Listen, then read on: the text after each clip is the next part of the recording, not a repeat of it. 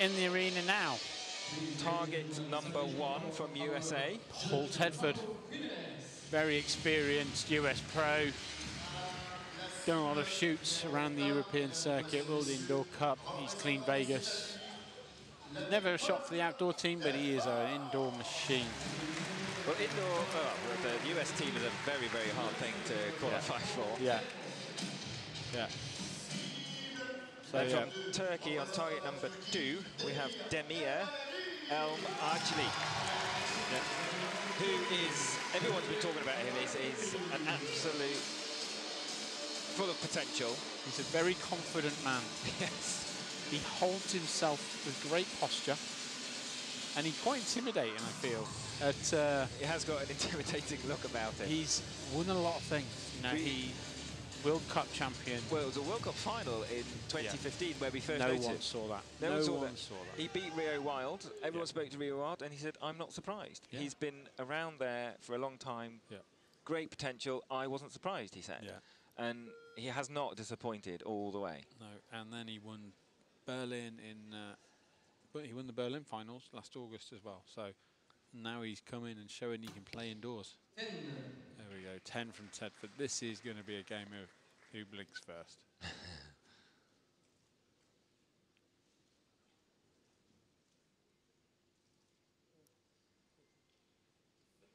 Long hold. Silence in the crowd. Let's go on 4 seconds to go.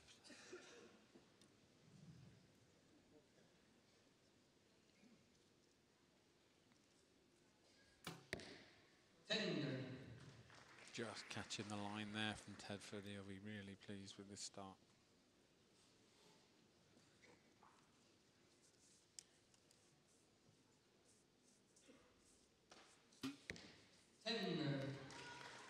So they both shoot different types of release aids.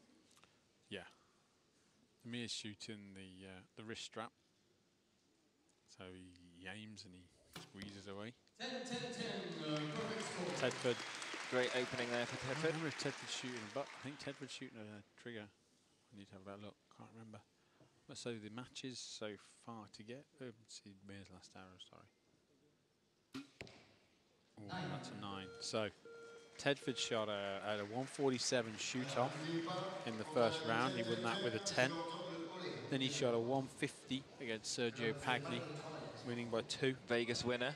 Absolutely. Then Tedford beat Jesse Broadwater, 149. Not Jesse Broadwater. Sorry, Lopez from Spain, 149, 148. Comes up against Mr. Schlosser in the semi-final and loses 148, 150. So. And our defending world indoor champion, what happened to him? And outdoor world champion? Mr. Pino lost with a 148 to Mr. Dave Cousins in the first round. So a battle of the multiple world champions. So, yes. And you can win big, but you can fall early. Absolutely. It's a tough one.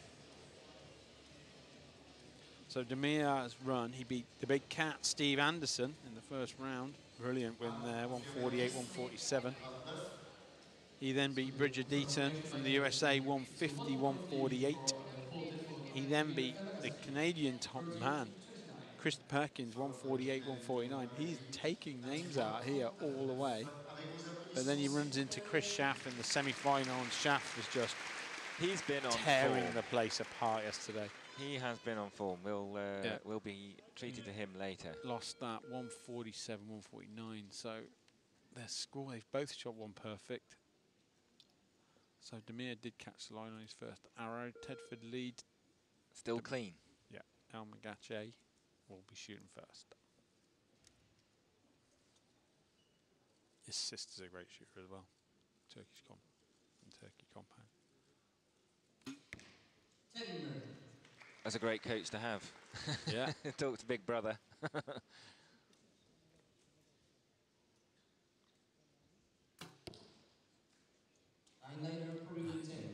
Possible 10. But Demir always looks confident. Very relaxed, very competent. Yeah. 10.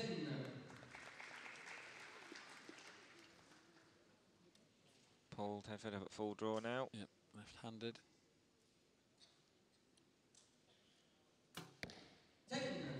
a good shot. That's a nice one. He has a really nice, solid technique. So it's very effective. There's no show. It's just he gets on with it. Efficient. Doesn't say a lot. Talks with the bow.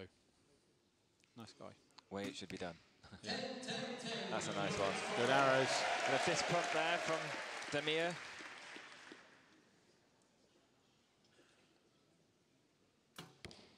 And another 10 from Tedford. That top arrow need looking at to see if he's still clean. Unofficially, we've got 59-59. So with the release aids that they're using, any advantages, disadvantages for the different types they're using? Well, I can get controversial here, couldn't I, if I want? The wrist strap's quite...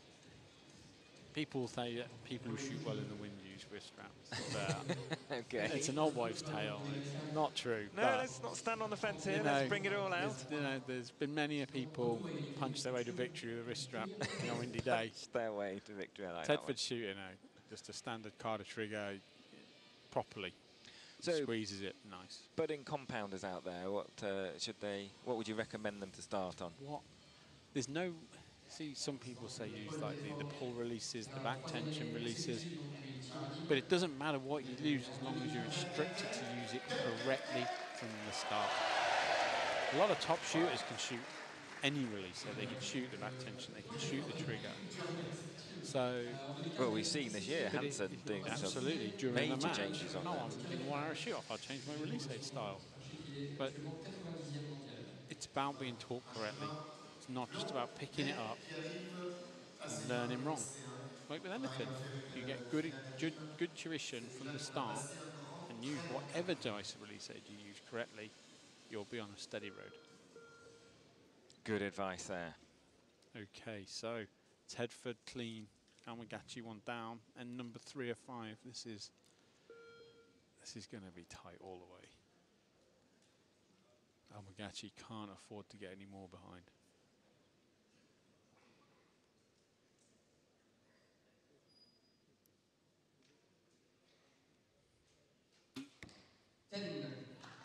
He's only dropped 1 point. Yep. So we shouldn't punish him too much. No. Paul still clean. May it continue. Looking really strong.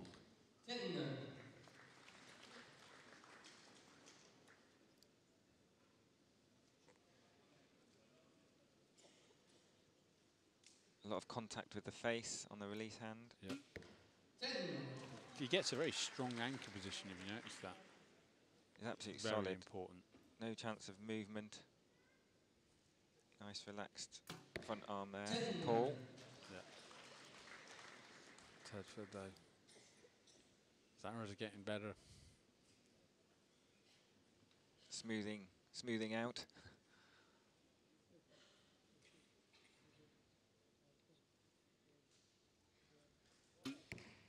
Yeah.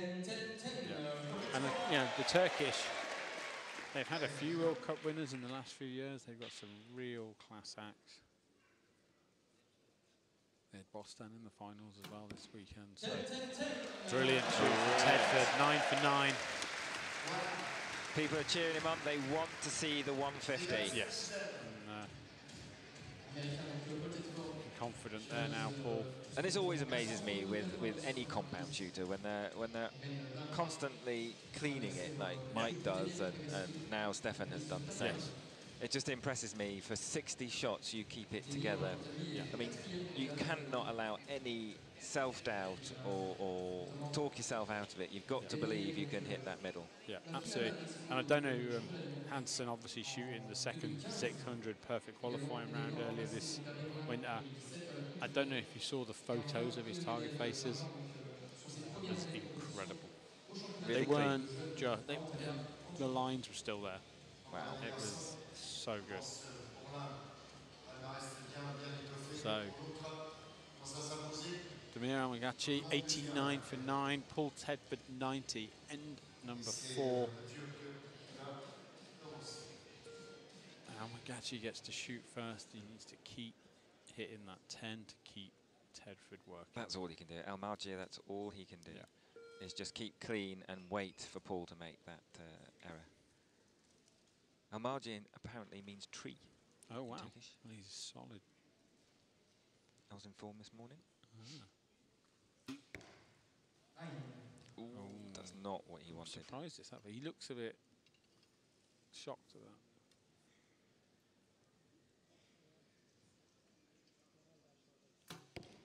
that. Oh, that's Tedford's best arrow yet, right inside the out.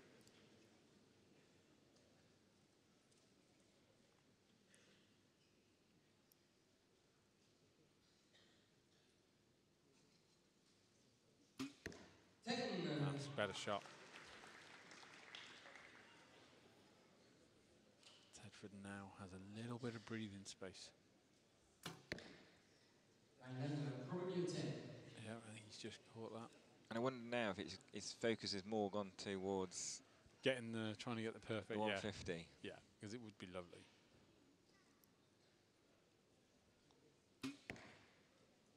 That's a bit low. Demir was not happy with that one. You might get one of them.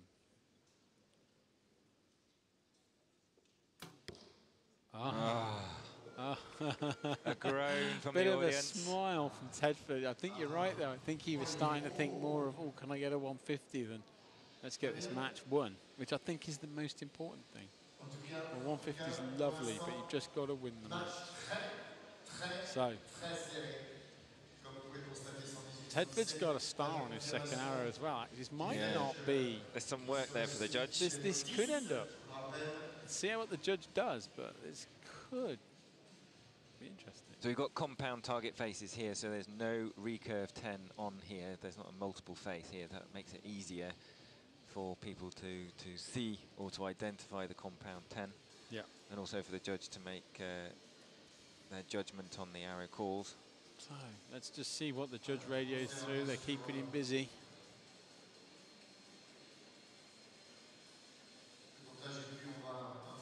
A point makes a major difference here in the world of compound men. Total focus there from Tedford. He's just in the zone. This is all for bronze, third place. Both will be happy because they've accrued quite a few points to qualify for Vegas World Cup final, where we take the top 16 of each discipline: recurve men, compound women, recurve women. So they both got their liner, confirmed scores in. Tedford, 119, just that last one out. Elmaagacli, just his first one out, I think. So 1 point game still. All to play for. High standard, good shooting by both of them.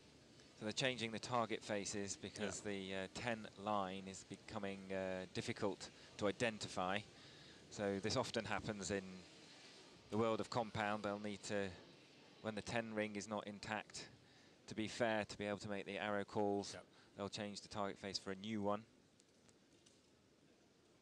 Sometimes that pleases the compound archers, sometimes it doesn't, because they like to aim at the previous hole if it's inside out.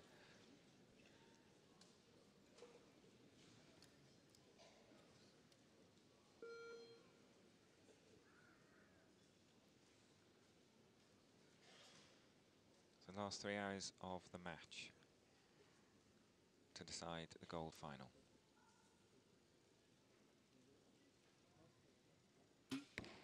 That's what he needed.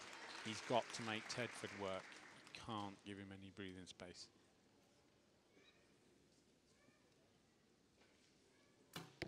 That was a good shot from Tedford. Excellent.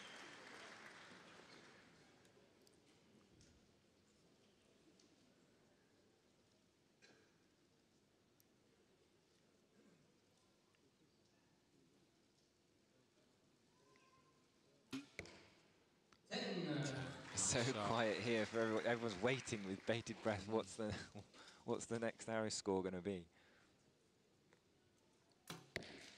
It's a 10. Great shot.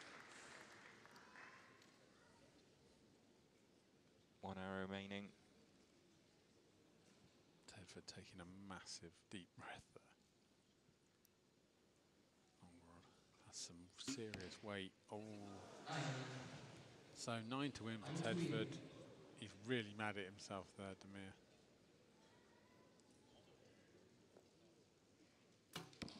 There you go, 10-10-10. Beautiful 149 out of 150 there for Paul Tedford. Really looked in control of that match all the way. That was a bronze, I correct myself. It's the bronze. It was worthy of a final. Absolutely. That was worthy of a final, that was. I think Tedford was so busy trying to get a 150 on the fourth end that he, yeah, really wanted to give the crowd the 150.